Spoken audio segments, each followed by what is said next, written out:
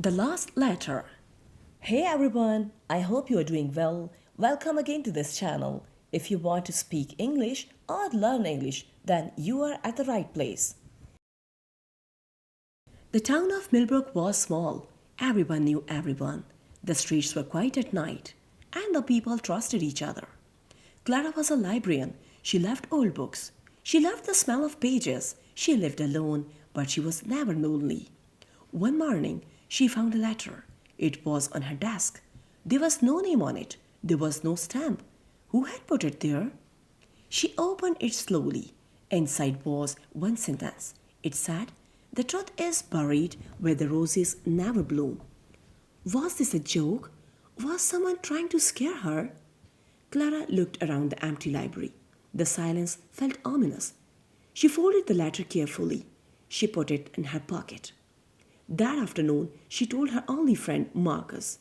He was the town's old watchman. His eyes were sharp. His words were few. Could Marcus help her understand this? Marcus read the letter twice. His face did not move. But wasn't there something just a flicker behind his eyes? He gave it back to her and said, "Leave it alone, Clara." But could she? Could anyone receive a mysterious letter and simply forget it? Clara began to investigate the letter quietly. She checked the library's visitor log. Nobody unusual had signed in. She examined the envelope under the light. The paper was antiquated. It had yellowed at the edges. It smelled faintly of lavender. Who used lavender in Millbrook? She pondered this for hours. She searched old records in the library basement. Boxes of documents sat in dusty corners. Nobody came down here. Was that intentional? Had someone hidden something in this forgotten place? Then she found a name, Alina Voss. The name appeared in records from 1962. Alina had lived in Millbrook for 3 years. Then she had simply vanished. No death record, no moving address, just gone. Was Alina connected to the letter? Clara's heart beat faster. She pulled out every file on the Alina Voss. The woman had been a school teacher. She had been beloved by her students. Her demeanor was described as calm and graceful. But there were gaps in the records, large, conspicuous gaps. Clara noticed that the files from 1964 were missing completely. Were they lost? Were they destroyed? Or were they removed deliberately? She took her findings to the town hall. The clerk were Mr. Hardley. He was old and slow. His hands shook slightly when Clara placed the files on his desk. Why did his hands shake? Alina was? He whispered. That name hasn't been spoken in decades. Why not? Clara asked. He said nothing for a long time. Then he stood up and closed his office door. Was that not suspicious behavior? Mr. Hartley told Clara a story. He spoke slowly, like a man reluctant to remember. Alina Voss had discovered something in 1964. She had found evidence that the town mayor at the time, Mayor Aldrich, had been stealing money from the school fund, from children's education, month by month, year by year. Alina had written letters. She had sent them to the city officials, but the letters never arrived. Had Mayor Aldrich intercepted them? And then, one winter night, Alina disappeared. Was she ever found? Clara asked, her voice barely whisper. Mr. Hartley shook his head slowly. His eyes were remorseful. She was never found, and nobody looked very hard. Clara walked home in the dark. The wind was cold. The street lights flickered. Her mind was racing. Was Eleanor Voss dead? Had she been silenced? And who had sent that letter after more than 60 years? She thought about Marcus. He was old too. How old exactly? Could he have been alive in 1964? She had never asked him his age. Why had she never asked? She went to him that night. She knocked on his door. He opened it immediately, as if he had been waiting. Was he expecting her? "You know something?" she said. Not a question this time, a statement. Marcus stepped aside. He let her in.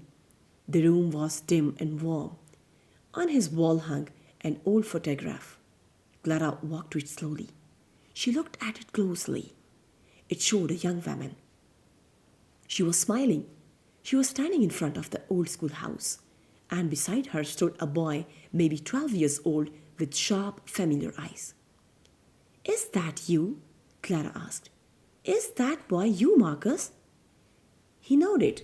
His voice was hoarse. "She was my teacher." Clara's throat tightened. "Did you send the letter?" He nodded again.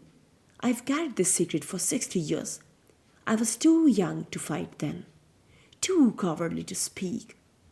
His shoulders dropped. "But I am dying now, Clara. I have weeks left. I couldn't take this truth to my grave." Was this not the most heartbreaking thing Clara had ever heard? Marcus told her everything. On that winter night in 1964, he had seen it. He was 12 years old. He had been walking home late. He had seen Mayor Aldrich and two other men. They were at the edge of the forest. They were subduing a woman. She was struggling. She was calling out. She was too scared to act. He ran. He hid. And the next morning, Eleanor was gone. For 60 years, he had kept this inside. Was that not its own kind of prison? "But why send the letter now?" Clara asked. "Why to me?" "Because you are the only one in this town who still believes that truth matters," he said quietly. "I watched you for years, the way you preserve old books, the way you protect old stories. I knew you would not let this die." Clara went to the forest the next day. She brought a map. She brought a shovel. She meticulously searched the area Marcus had described. Could the answers really be buried somewhere in that cold earth? She dug for 2 hours. Her hands blistered. Her arms ached.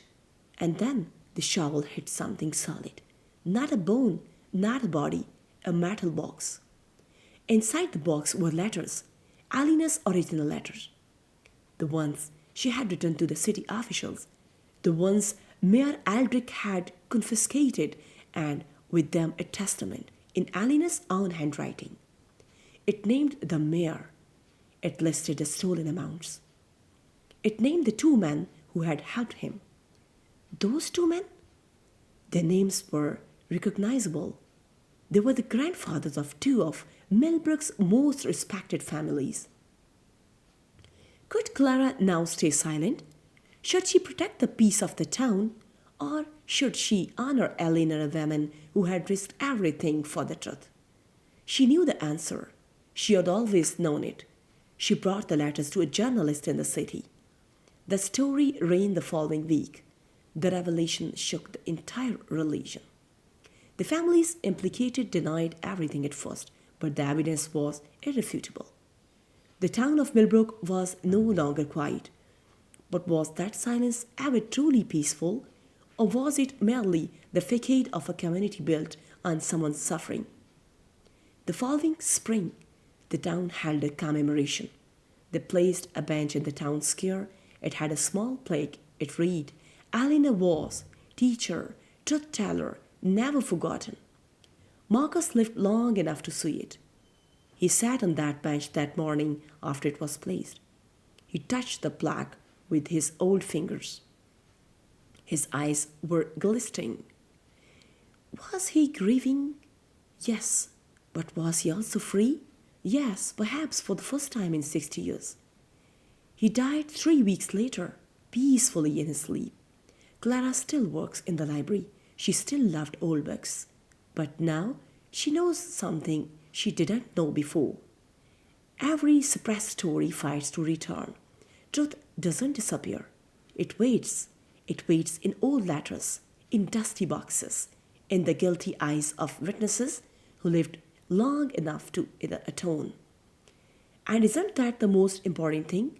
Not whether we have the power to bury the truth, but whether we have the integrity to dig it back up.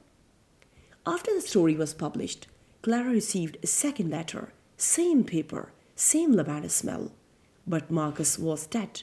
Who had sent it? She opened it with trembling hands. Inside was one line. Thank you for finding me. I never truly left. At the bottom, a signature, not Marcus' handwriting, delicate, curling letters. Letters from a different era. Eleanor. Was it possible? Was it rational? Perhaps not. But sometimes the truth carries its own kind of spirit, one that refuses to rest until the world finally listens.